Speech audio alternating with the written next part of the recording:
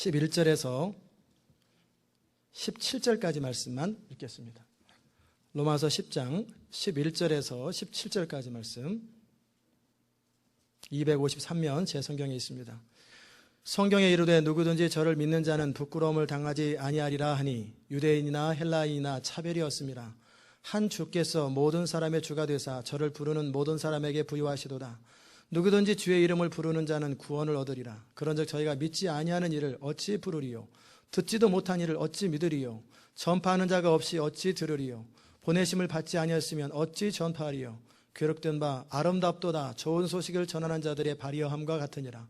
그러나 저희가 다 복음을 순종치 아니하였도다.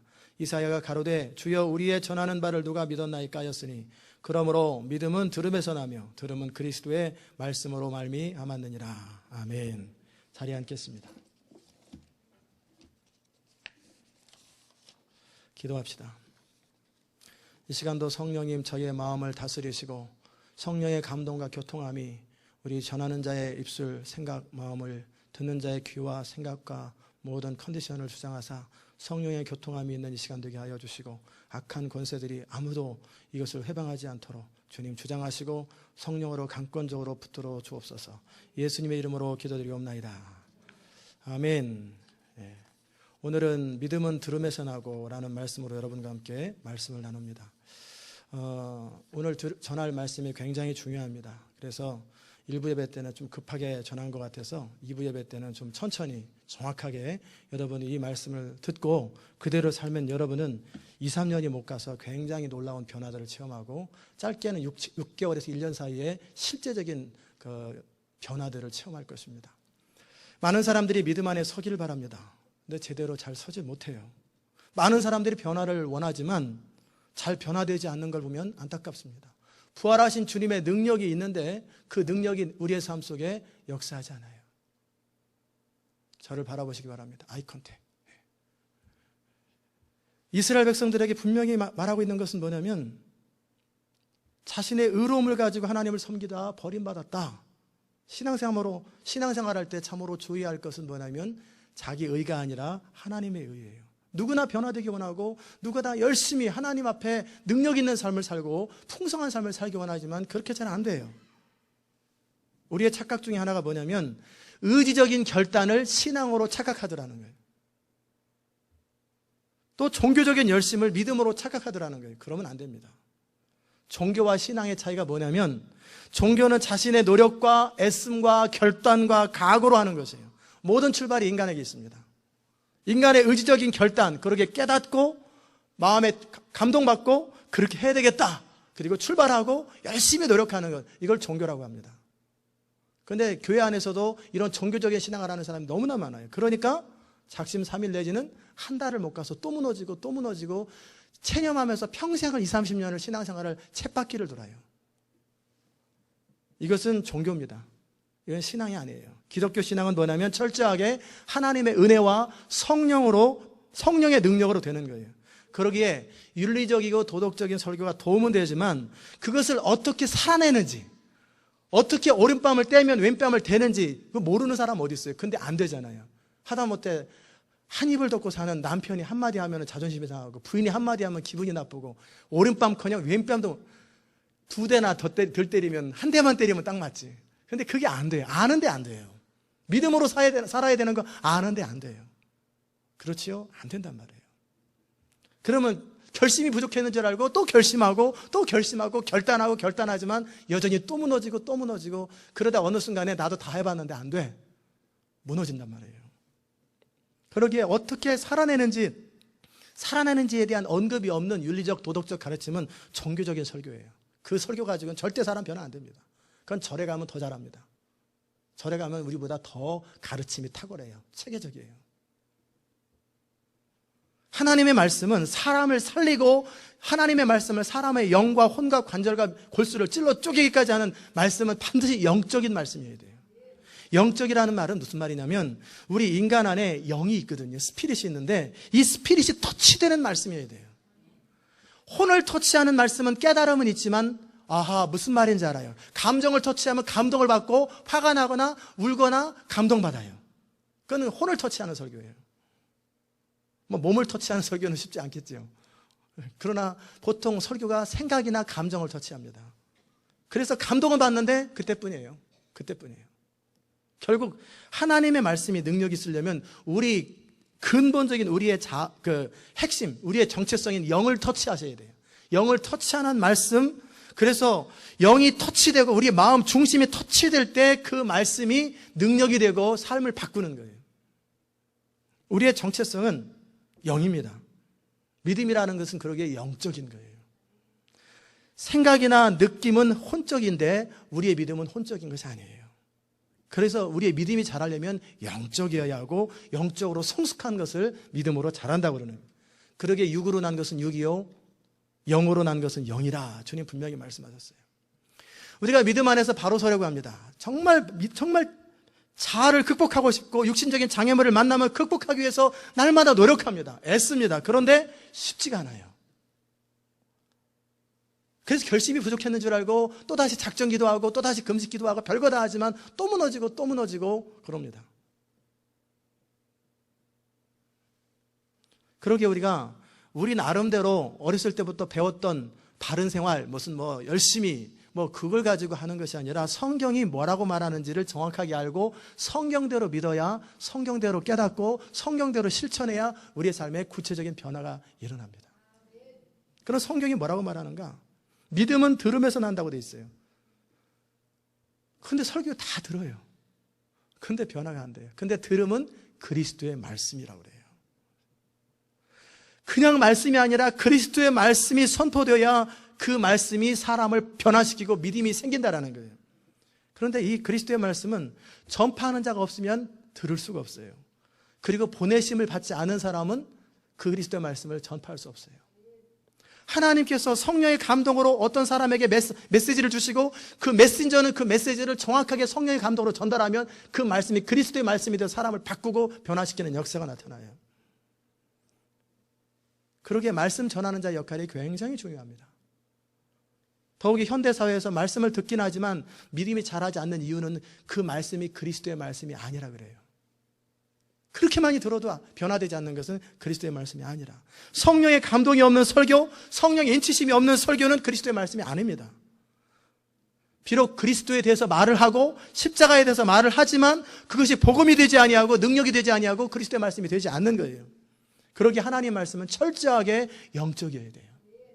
하나님의 말씀은 성령의 감동으로 쓰여졌기 때문에 이 성령의 감동으로 쓰여진 말씀을 성령의 감동으로 전하지 아니하면 그냥 부모가 날마다 하는 잔소리밖에 안 돼요.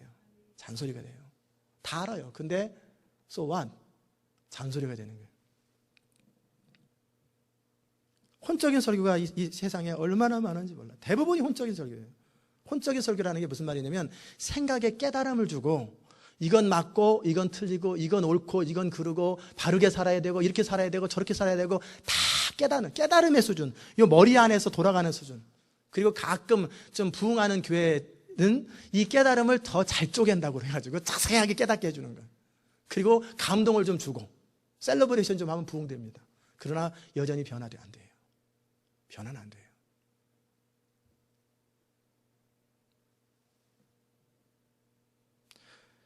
왜 성경을 가지고 말씀을 전하는데도 변화가 안 될까? 이 말씀이 그리스도의 말씀이 아니기 때문에 그래요. 성경은 기록된 하나님의 말씀인데 전하는 자의 말씀이 그리스도의 말씀이 아니라 그래요. 그러면 어떻게 그리스도의 말씀이 되는가? 그리스도의 말씀은 전하는 메신저가 원하는 메시지를 전달하는 거예요. 설교자가 만들어내는 게 절대 아니에요. 여러분이 교사를 하든 셀리더를 하든 이런 거 좋은 것 같다, 이런 거 좋은 것 같다, 여러분이 생각해가지고 전달하는 거 그거 그리스도의 말씀 아니에요. 그때 상황마다 그때마다 하나님이 전달하고 싶은 메시지가 있어요.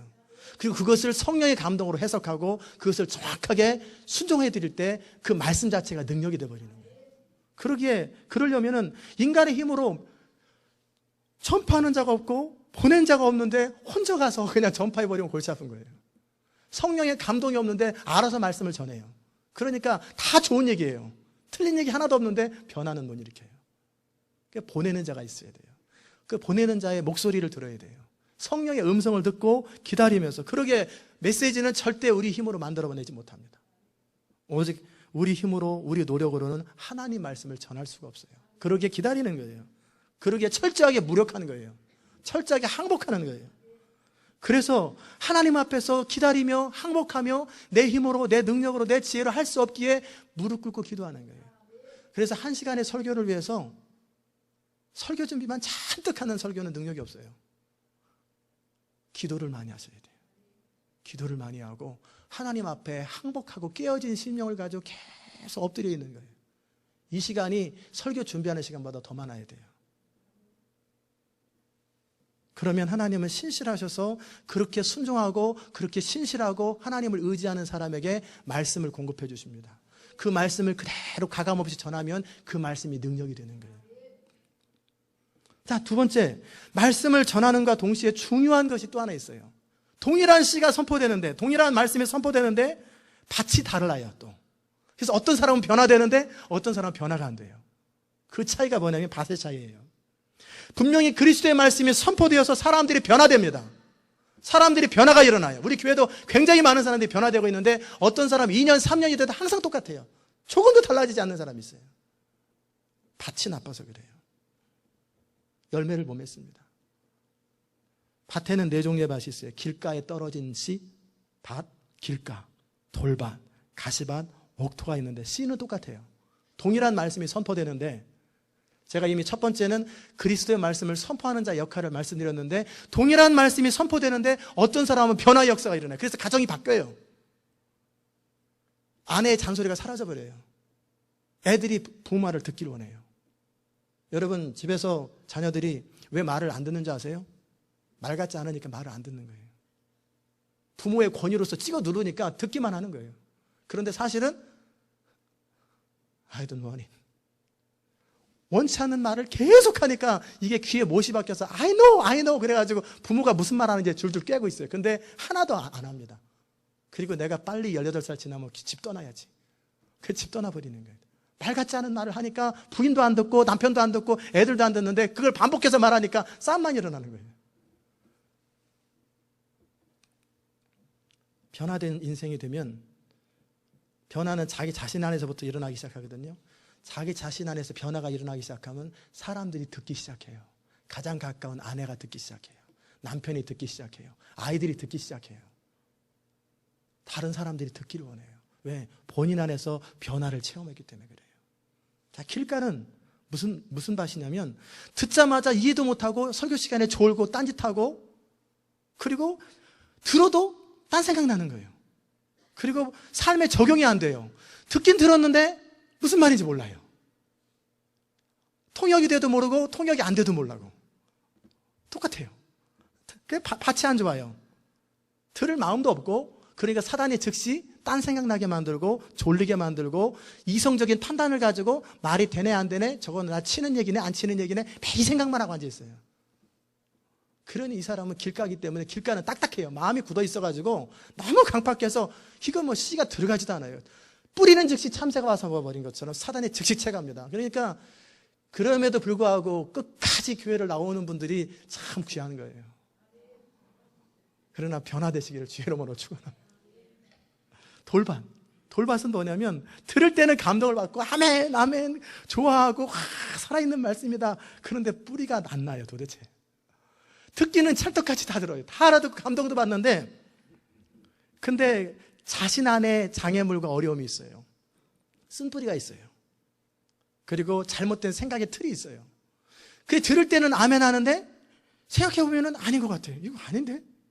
자꾸 들을 때하고 생각할 때하고 살아낼 때하고 틀려요. 그러니까는 이 말씀을 듣고 감동을 받고 동의를 했는데 살면서 또 전혀 다르게 살아요. 그 안에 상처가 있고 그 안에 그 내적인 장애물들이 있어요. 그러니까 사단이 들을 때는 가만 내비두고 두다가 집에 가거나 또 상황이 되면은 즉시 채가버립니다. 또 듣고 나서 누군가 다른 얘기를 한마디 하면은 또 그 말이 맞는 거라고 또 금방 헷갈려버려요. 이런 사람은 돌밭이에요. 돌 사이로 간신히 들어갔는데 그 안에 돌이 또 큰 돌이 또 있어요. 그래서 더 이상은 못 들어가는 거예요. 세 번째는 뭐냐면 가시밭이에요. 듣는 것도 좋아하고 이해도 하였고 믿음으로 살려고 노력도 하고, 그러나 뿌리가 깊지 못하기 때문에 이렇게 올라오다가 장애물을 만나면 못 뚫고 나가요. 경제적인 어려움을 당하고 환난을 당하고 시험이 들고, 그러면은 어느 순간에 옛날 모습으로 싹 돌아가 버려요. 장애물을 만나면 넘어지는 신앙이에요. 교회 안에서 믿을 때는 아멘이고 그렇게 살기 원하고 성경도 읽고 큐티도 하고 막 그러는데, 결정적인 순간이 되면 항상 옛날 방식으로 싹 돌아가고 시험에 들고 무너지는 사람, 가시밭 같은 사람. 가시를 제거해야 합니다. 자, 그 다음에 네 번째 밭은 좋은 밭인데, 듣고 열매도 맺고 장애물을 만나도 잘 감당하고 결국은 결실하고 자기 인생을 하나님이 원하시는 계획과 목적을 따라 풍성한 인생을 살고 창조적인 인생을 살고 능력 있는 인생을 살아요. 천국을 누리고 살고 그 사람을 통해 많은 사람들이 변화돼요. 많은 사람들이 죽게도 돌아오고 변화되고 역사적인 인물이 돼요. 놀라운 인생을 살아요. 자, 좋은 밭은 어떤 밭이냐면 옥토밭이 좋은 밭이에요.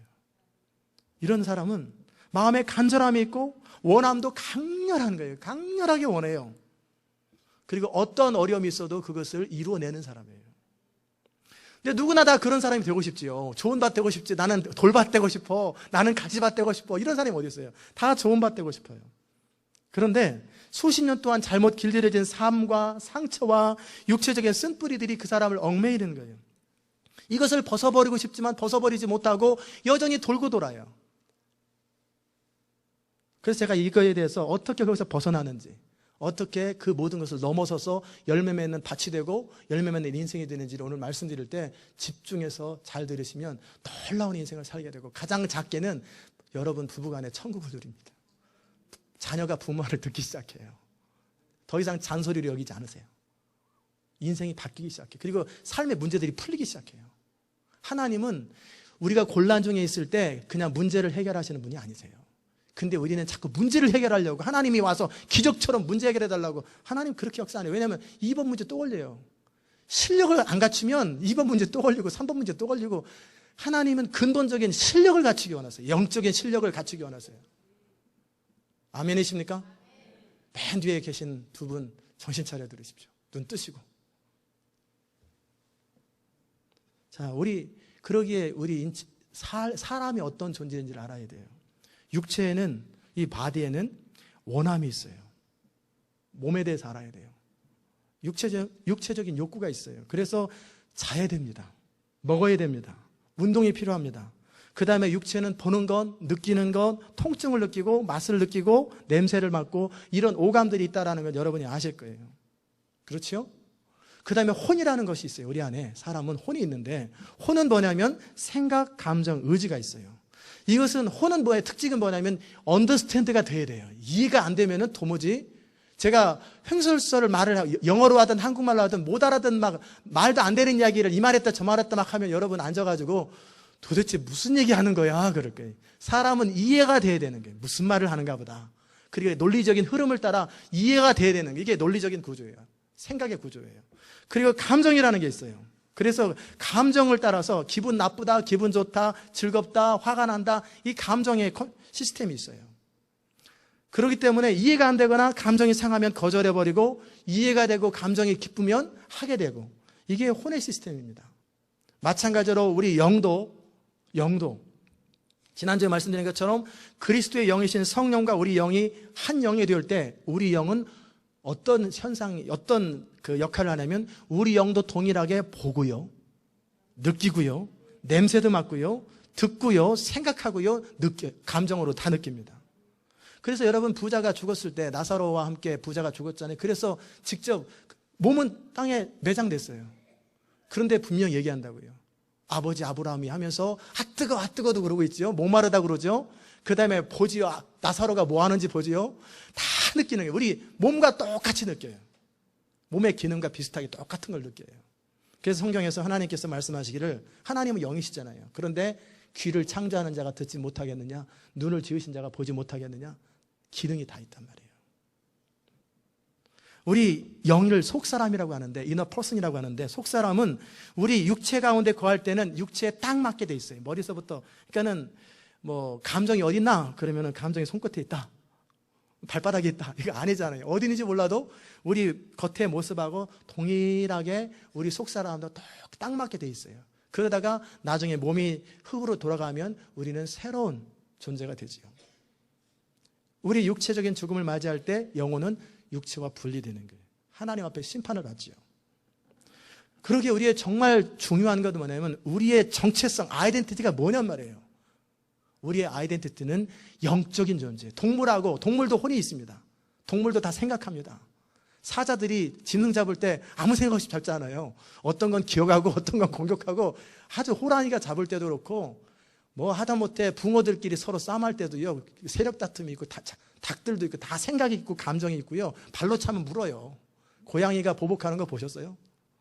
고양이 잘못 건드리면 쥐잡아다가 침대에다 올려놔요. 고양이도 다 생각이 있고 감정이 있단 말이에요. 근데 인간도 똑같은 생각, 감정, 의지가 결단도 해요. 그리고 주인이 죽으면 밥 안 먹고 굶어 죽어버려요. 그런 개도 있어요. 다 의지도 있어요.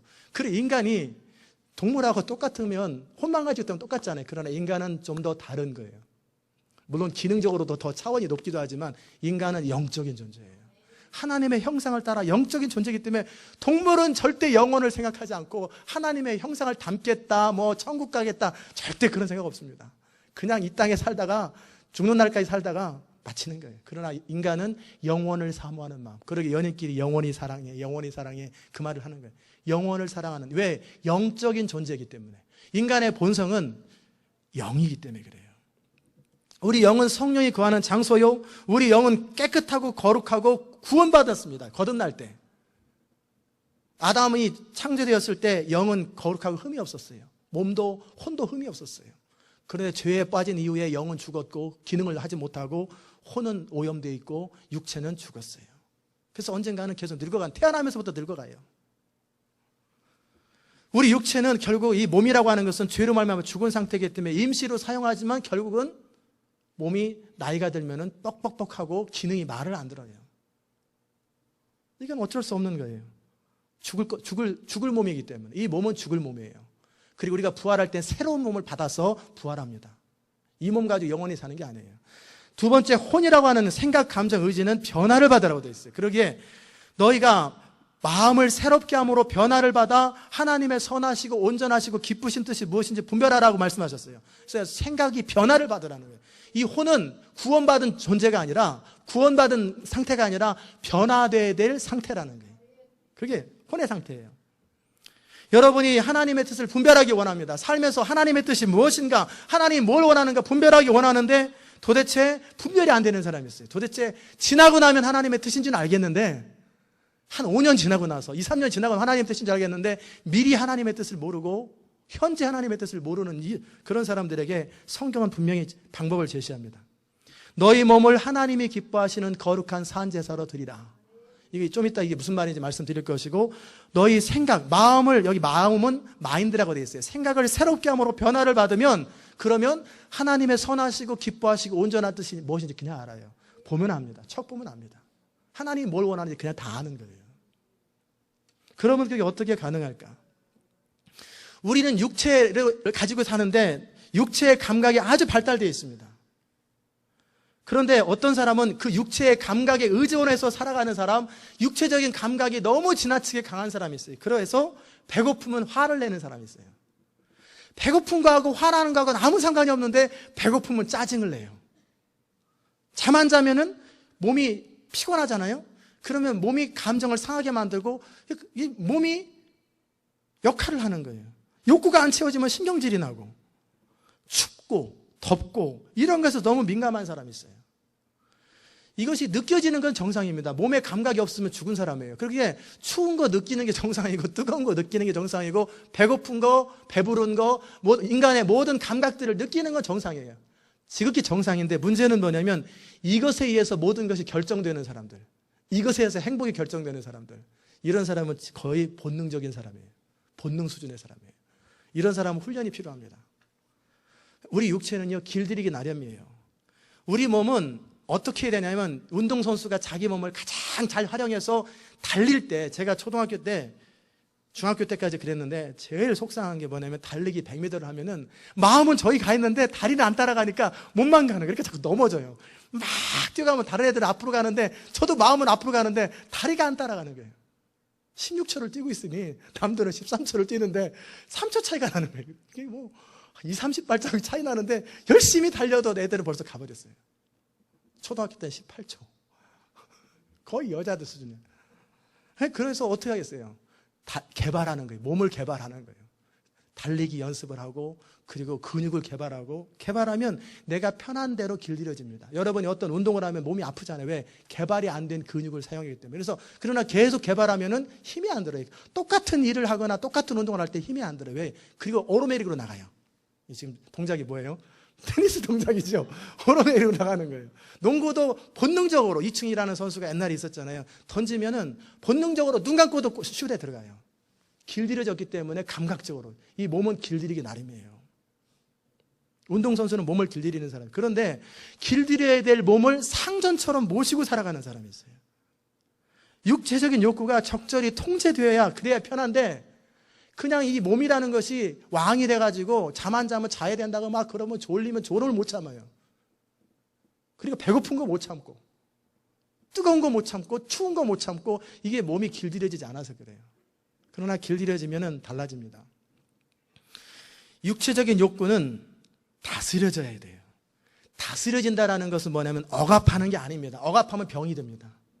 잠을 자야 되는데 안 자면 병이 들고 먹어야 되는데 안 먹으면 병이 들고 그다음에 운동해줘야 되는데 안 해주면 병이 들고 건강은 관리해주는 거예요. 잘 다스리라는. 근데 이 다스림을 지나쳐서 영과 혼이 사용하기에 편할 정도로 길들이는 것, 이걸 뭐라고 그러냐면 거룩한 산제사로 드리는 거예요. 무슨 족쇄처럼 막 금식하는 게 산제사로 드리는 게 아니라 우리 몸을 하나님이 우리 영을 통해서 우리 혼을 통해서 몸을 사용하기에 가장 적절한 하나님의 일을 하기에 가장 좋은 컨디션을 만들어주는 것을 하나님이 기뻐하시는 산제사로 드려지는 거예요. 두 번째, 아니요, 그 전에 또 우리 육체는 의지가 없어요. 생각도 없습니다. 욕구만 있어요. 그러기에 적절하게 채워주고 적절하게 잘 길들여주고 통제하면 잘 길들여진 말처럼 아주 좋습니다. 어떤 사람은 몸은 아주 좋은데 느린 사람이 있어요. 어떤 사람은 몸을 잘 다듬고 기르면 굉장히 날렵하고 몸이 기능을 잘하는 사람이 있어요. 그래서 등치는 조그만데 이 엄청나게 무거운 거 있잖아요. 쌀 한 가마를 번떡 드는 사람이 있고 어떤 사람은 200파운드나 나가고 힘은 더 좋은데 못 드는 사람이 있어요. 그게 근육을 길들이지 않고 몸을 다스리지 않아서 그래요. 마찬가지로 우리 몸은 적절하게 잘 길들여주면 길들여진 말처럼 우리에게 복종합니다. 그런데 너무 많은 사람들이 이 길들이는 걸 모르니까 쾌락의 종로로 타고 게으름의 종로로 타고 쉽게 짜증나고 쉽게 무너져버리고 거의 본능 수준에 살아요. 잠을 좀 못 자도 길들여진 사람들은 잠을 못 자도 새벽을 깨울 수 있는데 잠을 못 자면 못 일어나는 사람 있죠. 몸이 그만큼 길들여지지 않은 거예요. 몸을 억압했거나 방종했거나 둘 중에 하나예요. 두 번째 다뤄야 될 것이 뭐냐면 혼입니다. 우리 생각을 다스려야 하고 감정을 다루어야 돼요. 그리고 의지를 하나님의 뜻에 순종하는 것으로 길들이는 것이 너무 중요합니다. 그런데 우리 생각을 어떻게 길들이냐면 하나님의 진리의 말씀을 따라 무엇이 옳고 무엇이 틀린지를 구분하는 거예요. 그래서 무엇이 옳은지 무엇이 틀렸는지를 분별하고 그 옳고 그름의 성경적인 기준이 우리 생각의 틀을 사로잡는 거예요. 그런데 시대에 살아가는 사람들은 진리가 아닌 성경이 아닌 나름대로의 경험과 전통과 문화와 생활 방식에 따라 옳지도 않은데 그것을 진리처럼 붙들고 신봉하고 살아가요. 마땅히 교회는 이래야 됩니다. 뭐 이거는 이래야 됩니다. 남자는 하늘입니다. 이게 전부 다 성경 가르침이 아니에요. 남자가 하늘인 건 맞아요. 그러나 남자 하늘이기 때문에 아내를 죽기까지 사랑해야 되는데 하늘 역할만 하려고 그래. 그래서 진리의 근거에서 우리의 생각을 다 패턴을 바꿔야 되는데 그런데 사람들이 진리에 근거하지 않고 경험에 근거하고 문화에 근거하고 전통에 근거해요. 여러분 아침에 첫 번째 손님이 외상으로 물건을 사면 그날 그 영업이 잘 됩니까? 안 됩니까? 상관없습니다. 그거는 음식이 맛있으면 잘 되는 거예요. 그런데 첫 번째 손님이 외상으로 하면은 오늘 재수가 없을 거라고 생각하고 그런 생각을 하고 살아가니까 어떻게 해요? 손님이 와도 에이 그러면서 투덜투덜 하니까 사람들이 자꾸 끊어지는 거예요. 그날에 기분이 나빠지고 음식도 대충 만들어요. 그러니까는 어깨 잡으면 기분 나쁘대. 어깨 잡으면 재수가 나쁘대. 어깨 잡는 게 왜 재수가 나쁘대? 그건 문화지요. 그렇지요. 문턱 밟으면 제가 다 어렸을 때 들었던 얘기예요. 우리 어머니한테. 문턱 밟으면은 이게 복이 떠난대. 전 일부러 문턱을 밟고 다녀요. 일부러. 그때 복 많이 받으라고요. 다 문화지 진리가 아니에요. 근데 진리가 아닌 걸 진리처럼 신봉하고 살아가니까 마귀의 종로로 타고 문화의 종로로 타는 거예요. 크리스찬은 문화를 거슬러서 문화를 변화시키고 문화를 정복하고 문화를 만들어내는 사람이지 문화에 길들여지는 사람이 아니에요. 크리스찬은 문화를 창조하는 거예요. 잘못된 문화를 바꾸고 바른 문화로 만들어내는 게 크리스찬이지 전통과 문화에 길들여져 가지고 인도에 가면은 그 브라만 계급 무슨 카스트 제도가 있잖아요. 그래서 거기에 불가촉 천민, 접촉하면 안 된다는 천민들은요, 이 사람들이 다른 사람 만지면 죽여도 돼요. 근데 그들을 자기 운명으로 받아들이고 있어요. 그렇기 때문에 나는 어차피 타고나기를 그렇게 타고났기 때문에 다음 세대에 태어날 때나 잘 살아. 그런 식으로 체념하고 사니까 인생이 그렇게 비참하게 사는 거예요. 그건 다 문화지 진리가 아니란 말이에요. 그러기에 성경의 말씀이 들어가는 나라마다 나라가 바뀌고 문화가 바뀌고 잘 살게 돼요. 그게 성경의 근거에서 살아야 되는데 이게 바로 우리의 생각의 틀을, 그러니까 무조건 자기가 맞다고 그러지 마세요. 그게 성경적인가, 성경의 가르침 가운데 옳은가, 성경의 근거에서 말을 하고 성경의 근거에서 진리를 따라 살아야 되는데 자기 생각이나 문화나 경험을 따라 살아가면 안 돼요. 그래서 마음을 새롭게 한다는 것은 내 옳고 그름을 바꾸는 영적 성숙이 뭔지 아세요? 비진리를 진리로 대치하는 과정이 영적 성숙이에요. 진리가 아닌 걸 붙들고 살았는데 이제는 진리를 붙들고 살아가는 것이 영적으로 성숙하다는 거예요. 영적인 일도 마찬가지예요. 마음을 새롭게 함으로 변화를 받아라. 그런데 우리 생각에 영향을 주는 이것이 영이 영향을 줘야 되는데 감정이 영향을 주는 사람이 있어요. 생각에. 그런 사람은 뭐냐면 원래 감정은 생각의 다스림을 받고 영의 다스림을 받아야 되는데 거꾸로 감정이라는 것이 자기 생각에 영향을 주니까 분명히 옳은 줄 아는데 버티는 거예요. 계속 고집을. 아내 말이 분명히 맞아요. 그런데 남편이 계속해서 땡깡을 쓰고 고집을 부리는 거. 그걸 뭐라고 그래요? 똥고집이라고 그러죠. 분명히 자기도 알아요, 속으로. 그게 옳은 거 아는데 감정이 거기서 버텨가지고 자존심을 딱 세우고 그러니까 그런 존경받을 줄 알고. 그런데 무시당합니다. 너나 잘해라. 말만 표현 안 하죠. 왜? 큰 소리 날까봐. 가정의 평화를 위해서. 똥고집을 부리고 있는 거예요. 이게 뭐예요? 다스림을 받아야 될 감정이 생각에 영향을 미쳐가지고 생각을 붙들고 고집으로 붙들려고 하는 거예요. 이걸 바꾸라는 거예요. 자존심을 세우는 것보다 옳은 것을 추구하는 거예요. 그러게 여러분, 원하는 대로 살지 말고 옳은 대로 사십시오. 옳은 대로 사십시오. 옳은 대로 살면 원하는 것도 채워져요. 원하는 것도 채워져요.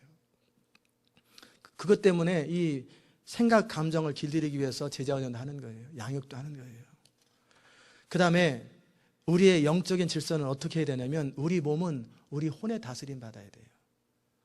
그러게 이 몸이 잘 다스려지는 사람이 보통 성공합니다.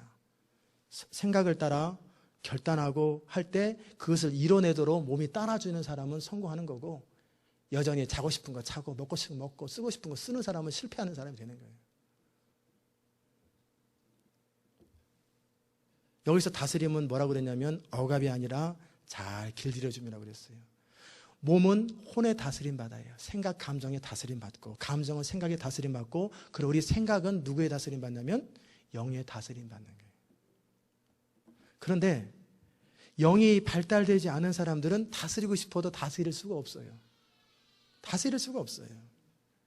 그러기에 우리 생각을 길들이고 우리의 감정을 그리스도의 사랑으로 길들이고 그래서 우리의 의지가 하나님의 절제된 의지로 개발되고 그렇게 하면 좋은데 이게 안 되는 거예요. 그러니까 변화도 안 되고 작심은 하지만 새로워지지가 않는 거예요. 자, 그러면 어떻게 해야 됩니까? 이것에 성경은 분명히 답을 제시합니다. 영으로서 몸의 행실을 죽이면 살리니 무릇 하나님의 영으로 인도함을 받는 그들이 곧 하나님이라. 하나님의 아들이라. 영으로서 몸의 행실을 죽이고 하나님의 영으로 인도함을 받아야 되는데 영은 신경도 안 쓰고 생각 따라 살고 감정 따라 살고 몸의 충동 따라 사니까 하나님의 아들로 못 사는 거예요. 무능하게 살아가는 거예요. 우리가 승리하는 비결은 바로 그거예요. 영이 혼을 다스리고, 생각, 감정, 의지를 다스리고, 그리고 혼이 육체를 다스리는 거예요. 그리고 영으로서 이 과정을 통해서 몸의 행실을 다스리는 거예요. 그러려면, 다스리려면 파워가 있어야 되잖아요. 능력이 있어야 다스리지요. 직장에서도 리더가 직장을 다스리고, 교회에서도 목회자가 성도들을 다스려야 되는데, 굴림이 아니고 억압이 아니라 다스리는 거예요. 다스린다라는 건 뭐냐면 그 성도들을, 또 그 사람들의 기능을 최대한 발휘하게 해주고 그들의 인생을 맥시마이즈 해주는 게 다스리는 거예요. 그게 다스리는 거예요. 가정에서도 가장이 할 역할은 아내를 가장 자유롭게 하고 그의 하나님께서 주신 모든 것을 맥시마이즈 해주는 거예요. 자녀들을 맥시마이즈 해주는 건데 억압하려고 하지 마세요. 그냥 교회 능력이 없으니까 그냥 찍어 누르려고 그래요. 그거 아니에요.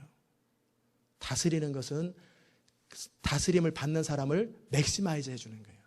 가장 극대화시켜주는 거예요. 근데 그게 안 되니까 자꾸 힘으로 하려고 그래요. 그리고 제도적으로 주어진 권세를 가지고 누르려고 하는 건 권세를 잘못 사용하는 거예요. 모든 권세는 하나님으로부터 오고요. 모든 능력도 하나님으로부터 오고 그 권세와 능력을 제대로 사용할 때 우리 인생은 가장 최대의 인생을 살아가는 거예요. 자, 그러면 영이 혼을 다스려야 되는데 도대체 영이 느껴지지가 않아. 여러분, 영이 안 느껴지는 사람 있죠? 영이 전혀, 물론 설교를 들어서 머리로는 아는데 생각이 돌아가는 건 알아요. 몸이 느껴지는 것도 알아요. 감정이 기분 나쁜 것도 아는, 이거는 혼이나 육체적인 감각은 느껴지는데 영이 안 느껴지는 사람이 있어요.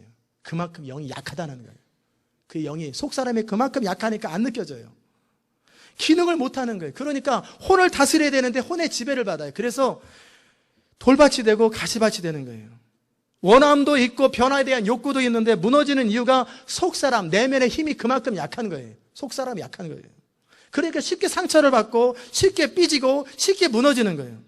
상처받는다는 말이 무슨 말인지 아세요? 우리는 그냥 상처 주지 말지.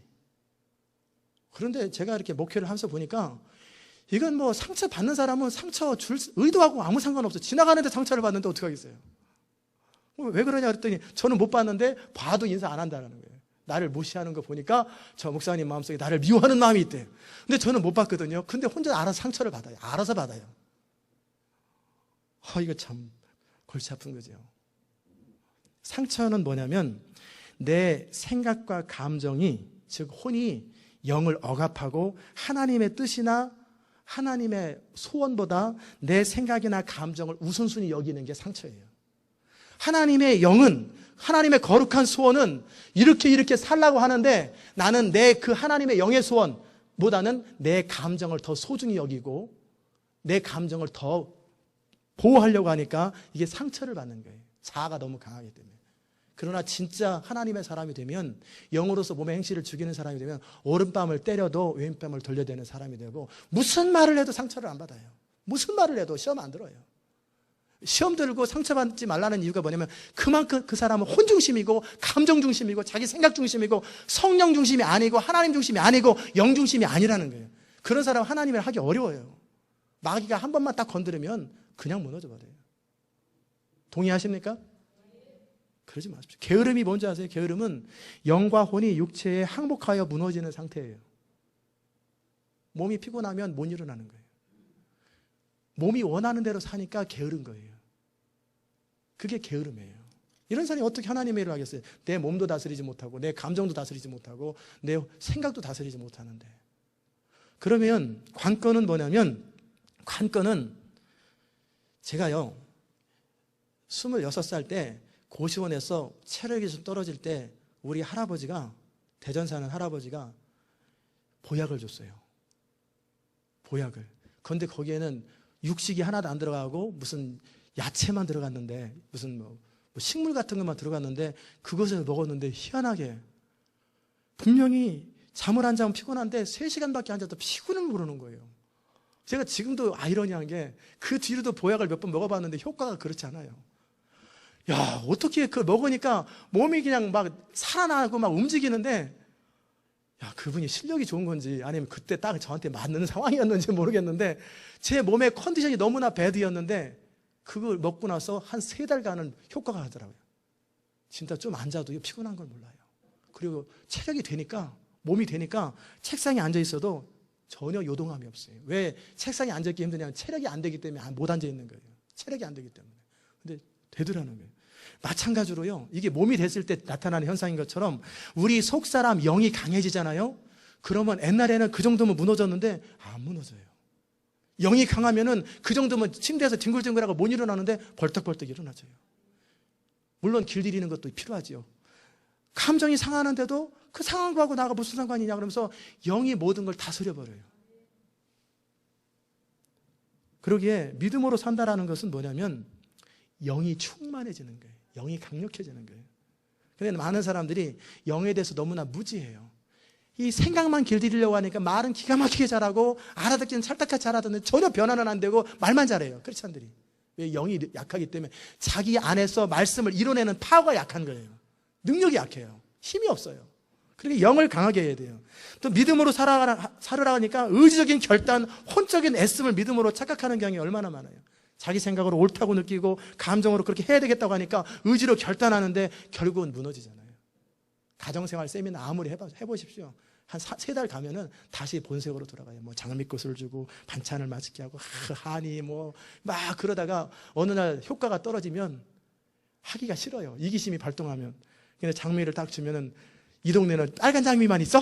그러면은 남편이 잔소리 말고 일어나! 그러면서 옛날로 떠들어가는 거예요. 효과가 떨어져 버려요. 그러니까 영이 개발되지 않고 영이 충만해지지 않은 상태에서 인위적으로 노력을 하니까 어느 순간에 본색이 드러나. 그러면 그렇지. 뭐 얼마나 가나? 본색이 다 드러나는 거예요. 결국은 영이 약해서 그래요. 속사람이 약하다. 그래서 사도 바울이 그토록 말하는 게 너희 속사람을 능력으로 강건하게 하라고. 제발 기도 좀 하라고. 제발 속사람이 강해지라고. 그러면 내가 원하는 건, 성령이 내 안에서 원하는 것을 이루는 파워가 생긴다니까요. 턱걸이를 못하던 사람이 마치 밑에서 받쳐주는 것처럼 쑥쑥쑥 올라간다니까요. 뽀빠이가 시금치를 먹으면은요, 힘이 나는 것처럼 강력한 에너지가 생겨요. 에너지.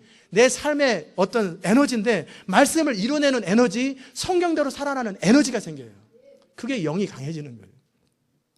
여러분, 영이 강해지면 어떤 일이 생깁니까? 영이 강해진다는 것은 우리 영 안에서 성령이 거하시는데 성령이 원하시는 대로 영이 반응하고 이것이 강력하고 충만해서 차고 넘치는 거예요. 마치 사이즈로 표현하면 영이 조그맣고 혼이 이만큼 강하고 육체는 이만큼 강하면 육체의 지배를 받아요. 육체는 조그맣고 혼이 강하면 혼의 지배를 받아요.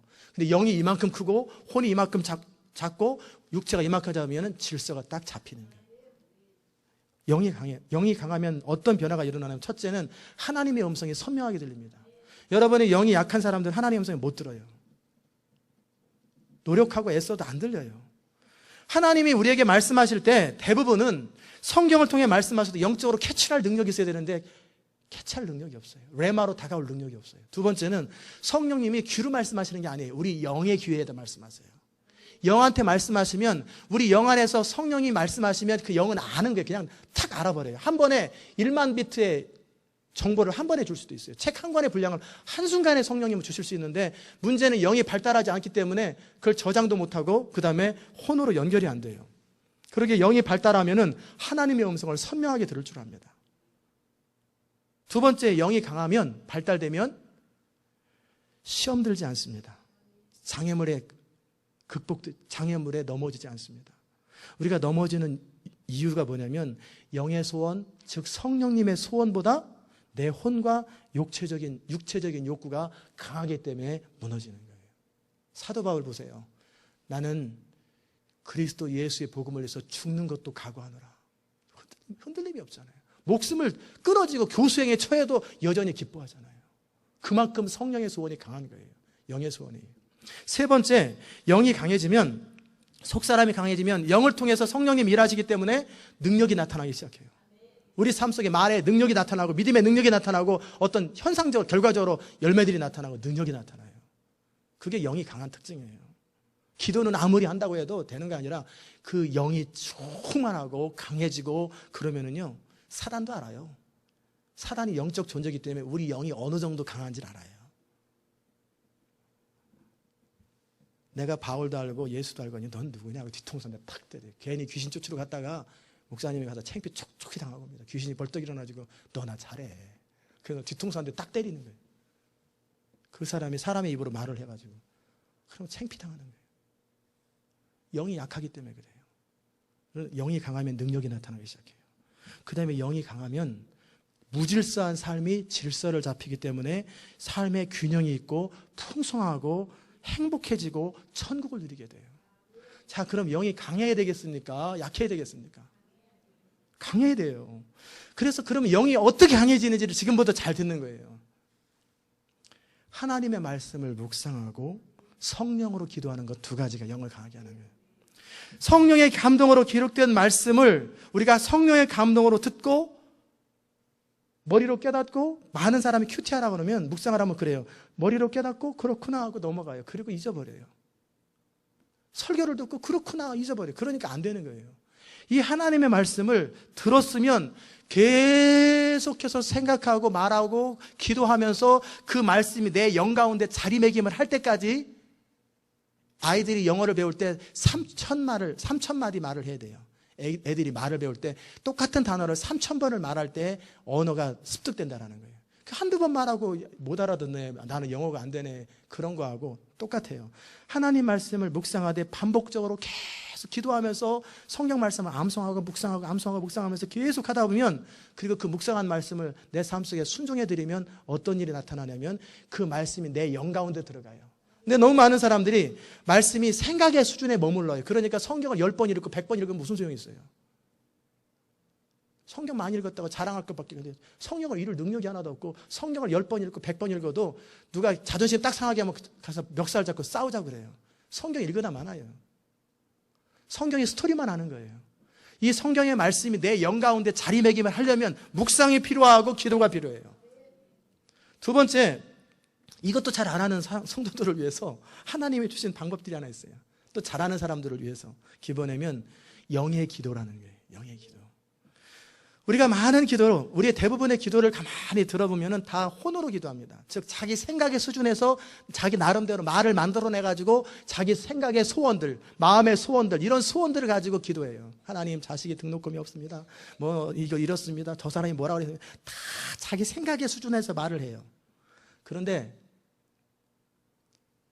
자기 생각으로 기도하는 거하고 하나님이 우리 인생을 향한 목적을 가지고 계시고 뜻이 있는데, 이 하나님의 생각과 뜻을 정확하게 다 알고 계시는 성령께서 우리를 위해서 기도하시는 거하고 차원이 똑같겠어요.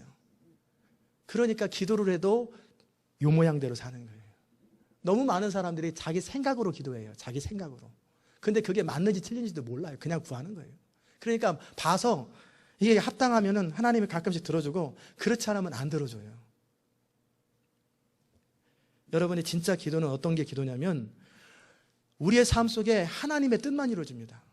그렇기 때문에 하나님의 우리를 향한 목적과 계획에 맞게 합당한 기도를 하면 그 기도가 능력이 되어서 그 엄청난 파워가 나타나요. 그런데 우리가 하나님의 뜻을 몰라요. 하나님의 목적을 몰라요. 그러니까 우리는 우리 수준에서 기도하는데, 그것도 그냥 날마다 똑같은 기도를 반복하니까, 그러다가 기도해서 응답 안 되면 시험 들어요. 기도해도 소용없다고. 아는데요, 기도해도 내 기도는 안 들어져요. 내가 마음이 순수하지 않아서 그런가 봐. 엉뚱한 소리가 아니라 잘못 기도를 하기 때문에 그러는 거예요. 혼으로 기도하기 때문에. 그러기에 여러분의 영으로 기도하라 했어요. 영으로. 우리 영은 성령님과 연합되어 있기 때문에 우리 영은 성령의 생각을 정확하게 하시고, 성령님은 하나님 생각을 정확하게 안단 말이에요. 그래서 영으로 기도하라고, 무시로 성령 안에 깨어 기도하고, 에베소서 6장에서 그 다음에 유다서에서 영으로 기도하라고 말씀하셨어요. 영으로 기도하라. 성령으로 기도하는 것이 영으로 기도하는 것인데, 성령님은 기도할 필요가 없어요. 그런데 우리를 불쌍히 여기고 우리를 사랑하시기 때문에 우리 안에서 하나님의 뜻을 따라 탄식하면서 우리 영을 사용하셔서 기도할 때 협조를 하게 되는 거예요. 그래서 성령이 탄식하면 나도 같이 탄식하고, 성령이 기도케 하시면 기도하는 거예요. 그게 영의 기도예요. 그런데 이거는 수준이 좀, 기도의 수준이 높은 사람들이나 성령의 흐름을 따라가지, 그렇지 않은 사람은 성령이 탄식하는지 탄식하지 않는지, 성령이 원하는지 원하지 않는지 전혀 몰라요. 그러니까 여전히 자기 나름대로 또 자기 생각대로 욕심대로 기도하는 거예요. 그래서 가르쳐 준 것이 뭐냐면 방언 기도를 하라는 거예요. 방언 기도. 방언 기도가 영의 기도예요. 방언의 기도에 대해서 여러분이 정확하게 이해를 하셔야 되는데, 방언은 뭐냐면 우리 영 안에서 성령이 원하시는 기도를 우리 영이 할 때 내 생각을 통과하지 않고 내 혀를 통해서 하나님이 말씀하시는 거예요. 이 방언 기도는 마귀는 못 알아듣고 때로는 우리가 통역되지 않으면 우리도 못 알아듣습니다. 그러나 방언 기도는 즉각으로 하나님에게 갑니다. 왜? 성령님이 원하시는 정확한 기도를 하기 때문에. 제가 방언을 여러 번 통역해 봤어요. 사람들을. 제 자신도 통역하면 너무나 성경적이고 너무나 기가 막힌 기도만 해요. 골라서. 그러게 이 방언 기도를 하면 이 방언 기도는 하나님께 다이렉트로 올라가고 그 기도는 그대로 이루어져요. 그게 방언 기도예요. 그런데 방언이라고 하는 것은 성령께서 우리를 강제로 사로잡아가지고 하는 기도가 아니에요. 하나님은 인격적이시기 때문에 우리 의지의 제한을 받으세요. 하나님께서 아담에게 이 땅을 다스리는 권세를 주셨기 때문에 그 권세의 제한을 받는 거예요. 그리고 사단에게 속아가지고 사단이 다스리니까 어쩔 수 없는 거예요. 그런데 예수님께서 이 땅에 오셔서 그 권세를 다시 얻으시고 그 권세를 또 믿는 자들에게 줬기 때문에 하나님은 여전히 어쩔 수 없는, 그러기에 마귀하고 하나님이 보는 거예요. 사람이 그 인간에게 준 권세를 가지고, 믿음의 권세든 무슨 권세든 가지고 마귀에게 순종하잖아요. 그럼 마귀의 문화가 만들어지고 마귀의 일이 이루어져요. 그러나 하나님께 순종하잖아요. 믿음을 따라. 그러면 하나님의 역사가 일어나고 하나님의 나라가 이루어지는 거예요. 그러니까 묻고 푸는 모든 권세가 사람에게 달렸어요. 사람에게. 하나님이 하는 게 아니라 하나님이 모든 걸 다스리지만 인간이 허락하는데, 만약에 하나님이 여러분의 인생을 다스리면 이렇게 살겠어요? 이렇게 살지 않을 거 아니에요.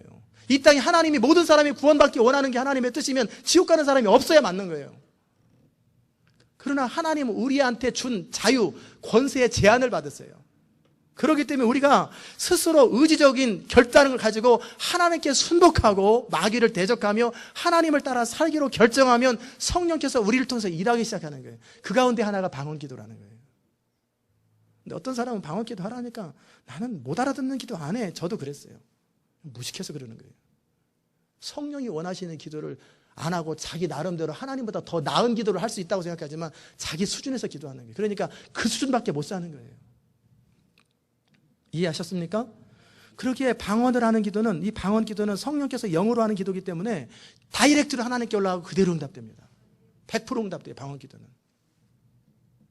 그러나 우리가 허락이 돼야만 기도할 수 있고, 중단하려면 언제든지 중단되는 게 또 방언 기도예요. 그 방언에 대해서 오해를 막기 위해서 성경적으로 몇 가지를 설명해 드리면, 은사로서의 방언, 그래서 어떤 사람은 뭐 방언이 작은 은사고 뭐 어쩌고 저쩌고 사랑이 큰 은사라고 그렇게 얘기를 하는데, 은사로서의 방언은 제가 말하는 그 방언이 아니에요. 은사로서의 방언은 통역이 필요한 공적인 방언을 말해요. 이것은 자기 자신을 위해서가 아니라 교회를 위하여, 다른 사람을 위해서 하나님의 사용하는 그 은사로서의 방언은 특별한 은사예요. 그건 아무나 이루어지는 게 아니라 특별한 사람에게 특별하게 주어지는 거예요. 두 번째 방언은 뭐냐면 표적으로서의 방언이에요. 저도 어느 날 그런 일이 일어나기를 바랍니다만은, 그냥 제가 중국 사람한테 가서 중국말로 설교해버리는 거예요. 근데 저는 무슨 말 하는지 몰라요. 그냥 한국말로 말하는데 말이 꼬여가지고 중국말로 말하는 거예요. 독일에 가면 독일말로 말해버리는 거예요. 근데 독일을 하나도 할 줄 몰라. 이끼리베티, 구텐탁, 이거밖에 몰라요. 그런데 독일에 가면 독일말로 유창하게 말하는 거예요. 독일 시골에 가면 시골말로 하는 거예요. 그게 제가 인위적으로 되겠습니까? 이것은 표적으로서의 방언이에요. 이것은 하나님의 특별한 상황 속에서 특별할 때, 근데 본인이 때로는 무슨 말인지 모를 때가 많아요. 이건 특별하게 사도행전 때 일어나는 것이 이 표적으로서의 방언이에요. 이것이 통역될 때 고린도 교회에서 나타나는 그 공적 방언이 돼요. 그러나 이것은 특별한 경우에 하는 거기 때문에 이건 모든 사람에게 해당되는 게 아니에요. 특별한 사람에게. 그러나 제가 드리는 이 방언이라는 것은 뭐냐면 모든 사람들에게 해당되고 모든 믿는 자들에게 해당되는 건데, 자기 자신을 세우기 위한 방언이에요. 자기 자신을. 누구 다른 사람이 아니라 자기 자신의 영을 세우고 자기 자신을 질서 있게 만들기 위해서 하나님이 원래 의도하시고 하나님이 목적하신 인생을 살도록 만들어주는 일에 필요하기 때문에 하라는 거예요. 굉장히 중요합니다. 그래서 무시로 하는 거예요. 무시로. 그래서 사도 바울은 뭐라고 말하냐면, 내가 어떤 사람들보다 더 많은 방언을 했다라는 거예요. 그 증거가 뭐냐면 어떤 사람보다 계시가 탁월해요. 어떤 사람보다 능력이 탁월해요. 어떤 사람보다 하나님의 뜻을 정확하게 알아요. 그러니까 바울의 말이 성경이 돼버리잖아요. 그 정도로 그 사람은 계시가 열려있고 하나님의 뜻에 민감하고, 그 정도 무시로 그 사람은 방언하는 사람이에요. 방언이라는 것은요, 영적인 세계로 들어가는 문이에요. 그렇게 여러분이 속 사람이 강해지기 위해서 방언을 하셔야 돼요. 통역이 이루어지든 못 알아듣든 안 이루어지든 상관없이 방언을 계속 하십시오. 왜? 영의 기도라는 걸 제가 신학적으로 성경적으로 정리해드렸잖아요. 하라는 거예요. 근데 문제는 뭐냐면 내 마음이 열매를 맺지 못하니까 무슨 말인지 몰라요. 그런데 방언 기도를 많이 하면, 영이 충만하고 원래 강한 사람은 자기가 방언 기도를 하거나 영적인 기도를 하면 영이 느껴요. 금방 느껴요. 하나님이 뭘 원하시나. 통역도 될 뿐만 아니라 통역이 안 되더라도 방언 기도를 하거나 영적인 기도를 하게 되면, 탄식하는 기도를 하게 되면 내 영이 충만해지는 걸 느껴요. 이 사람은 영이 개발된 사람들은 느끼는데, 어떤 사람들은 방언 기도를 아무리 해도 하나도 안 느껴져요. 입만 아파요. 그게 영이 그만큼 그 사람은 약한 거예요. 몸이 조금만 벌이 쏘면 뜨거워, 몸이 개발돼서 그러는 거예요. 그러나 문둥병에 걸리면은요, 손이 잘라져도 못 느끼는 것처럼 몸이 개발된 사람, 몸의 감각이 발달되어 있고, 감정이 개발된 사람은 누가 표정만 봐도 제가 지금 무슨 생각하는지, 나 미워하는지 싫어하는지 금방 알아요. 이게 감정이 개발된 사람들이에요. 그러나 영이 개발된 사람들은 성령의 움직임을 알고 즉각 영으로 반응을 해요. 말씀을 들으면서 이게 하나님의 음성인지 아닌지 금방 알고요, 지금 성령이 뭘 원하는지 정확하게 알아요. 영이 개발된 사람들은. 아멘? 영이 개발돼야 돼. 그러나 영이 개발되지 않았는데 어떡할 거예요? 이제부터라도 방언기도 할 때 적어도 여러분이 6개월 이상을 지속적으로 2-3시간을 하고, 그러면 어느 정도 축복을 경험하게 되고요. 급한 사람들은 한 5-6시간씩 계속 6개월간 기도하면은 여러분이 굉장히 많은 것들을 경험하게 될 거예요. 그런데 그 기간 동안에 일단 문제는 뭐냐면, 혓바닥이 아프고 턱이 뻣뻣하고 껌 많이 씹은 것처럼, 그 다음에 목이 타고, 그 다음에 못 알아듣고, 그게 짜증이 나는 거예요. 이 고비에서 다 무너져 버려요, 사람들이. 기도하다가 조금만 기도할 때 잠깐 10분 방언하는 이런 거 말고, 의지적으로 결정을 하고 계속 하면은 어느 순간까지는 그 단계가 지나가야 돼요. 그래서 사단이 회방합니다. 야, 알아듣지도 못하는 기도 뭘 하냐? 입만 뻑뻑하고 아프게. 하지 마. 하나님이 지성을 가지신 하나님께서 네가 지성을 가지고 말하면 못 알아듣겠냐? 막 이런 소리 하면은 헷갈려요. 다시 말씀드리지만 우리 생각 수준은 우리 생각 수준이에요. 하나님의 뜻대로 기도하는 걸 우리는 할 줄을 모르기 때문에 이러는 게 필요한 거예요. 예수님은 방언 기도 안 해도 돼요. 왜? 하나님의 뜻을 다 아니까 생각으로 기도해도 다 알아요. 하나님의 뜻이나 예수님 뜻이나 똑같아요.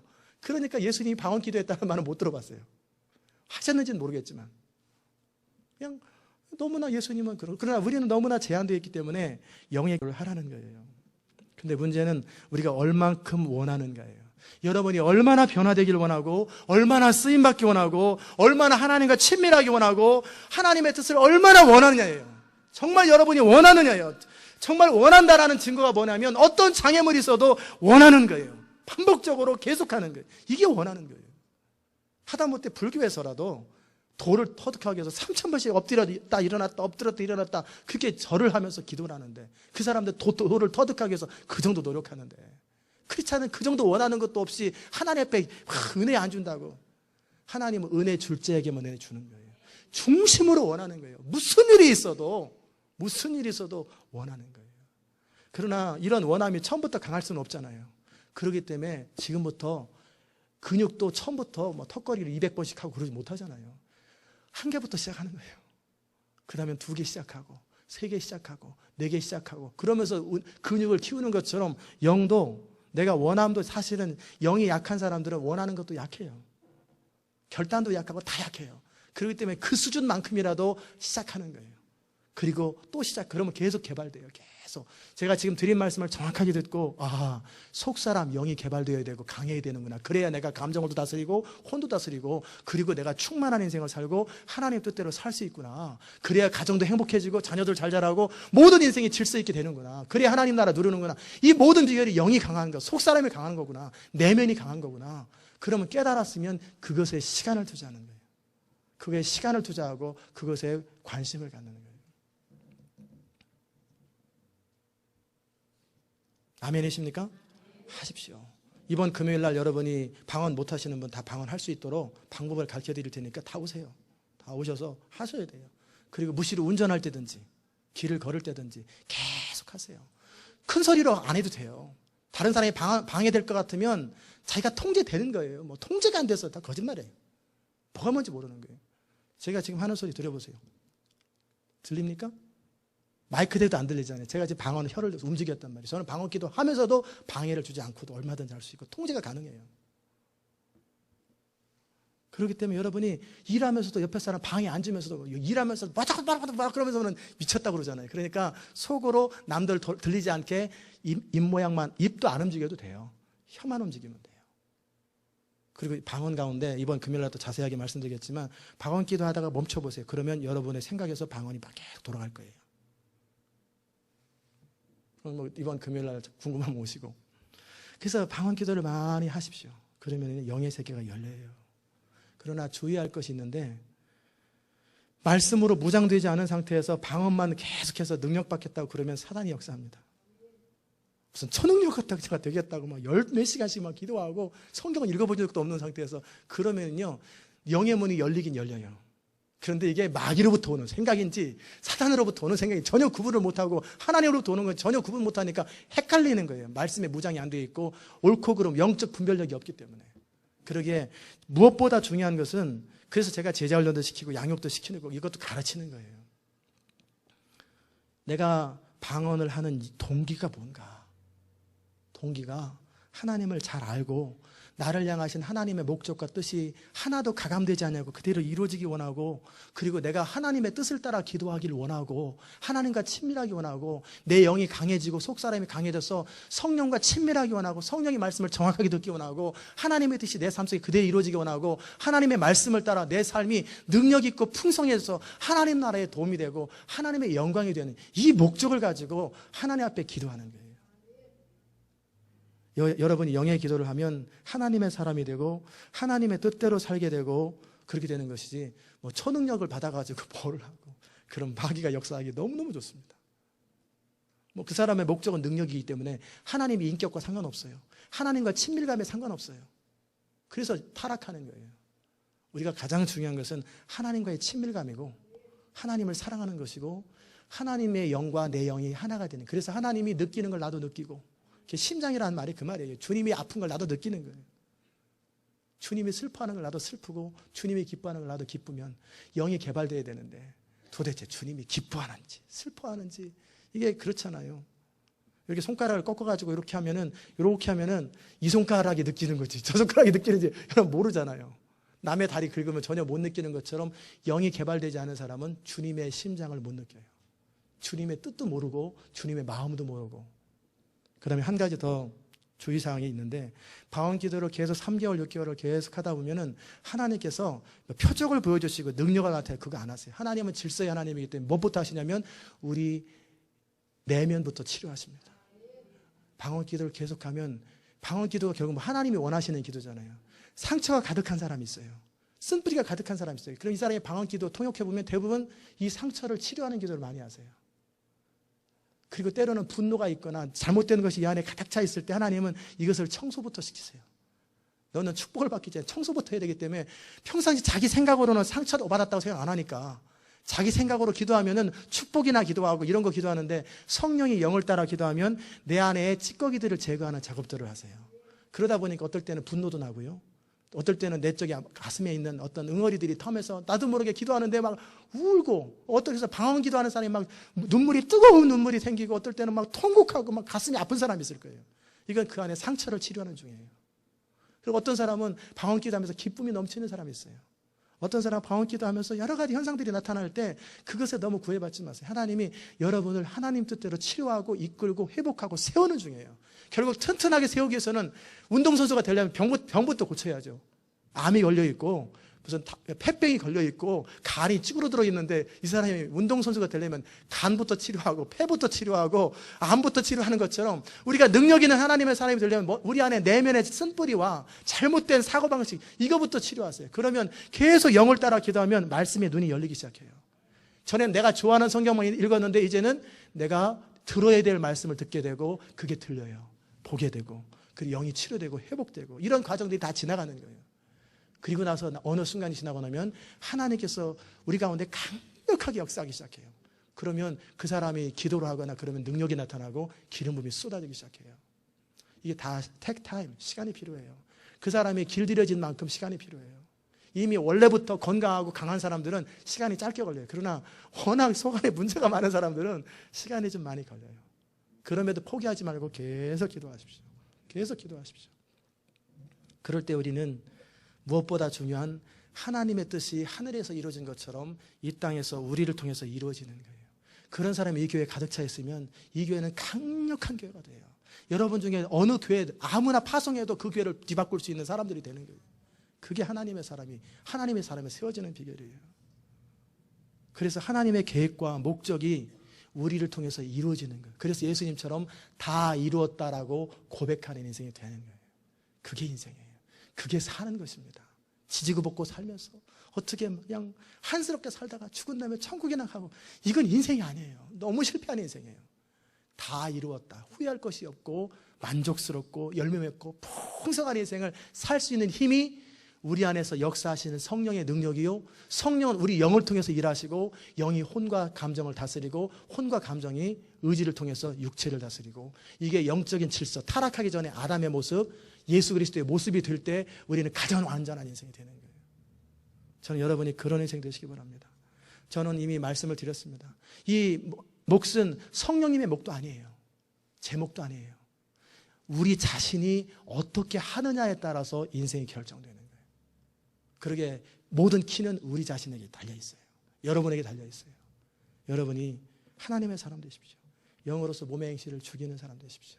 성령의 인도를, 우리 영의 인도를 받는 사람 되십시오. 그럴 때 그 사람이 정말 놀라운 인생을 살고 후회 없는 인생을 살게 되는 거예요. 이런 복된 인생 되시기를 주의 이름으로 축원합니다. 기도하십시다. 하나님 아버지 감사합니다. 오늘도 이 아침에 우리로 하여금 주의 음성을 듣게 하시니 감사합니다. 하나님, 우리 영이 개발되는 것, 속사람의 능력으로 강건해지는 게 얼마나 중요한지, 이게 여기에서 모든 행복이 나오고 모든 능력이 나오고 모든 것이 나온다는 사실을 배웠습니다. 하나님, 우리가 말씀을 묵상하고 순종하는 일과 영으로서 무시로 성령 안에서 기도하는 것이 얼마나 중요한지를 배웠사오니, 하나님, 우리가 그런 삶을 살아감으로, 그런 삶을 살아내므로 하나님의 말씀이 우리의 삶을 통해서 그대로 이루어지는 삶이 될 수 있도록 은혜 베풀어 주시옵소서. 부활하신 주님께서 우리에게 하늘과 땅의 모든 권세를 맡기셨는데, 그러기에 우리가 어떻게 하느냐에 따라서 하나님 나라가 이루어지기도 하고 하나님 나라가 무너지기도 하고, 우리가 어떻게 하느냐에 따라서 이 땅에 주님이 빨리 오시기도 하고 늦게 오시기도 하고, 우리가 어떻게 하느냐에 따라서 우리 삶 속에 풍성함과 능력이 따라 나타나기도 하고 초라한 인생이 되기도 하는 모든 것이 우리 자신에게 달려있사오니, 정말 우리가 깨어서 하나님의 사람으로 자신을 준비하고 세우는 그런 귀한 은총이 있어지게 하여 주시옵소서. 감사드리며 예수님의 귀하신 이름으로 기도드리옵나이다. 아멘.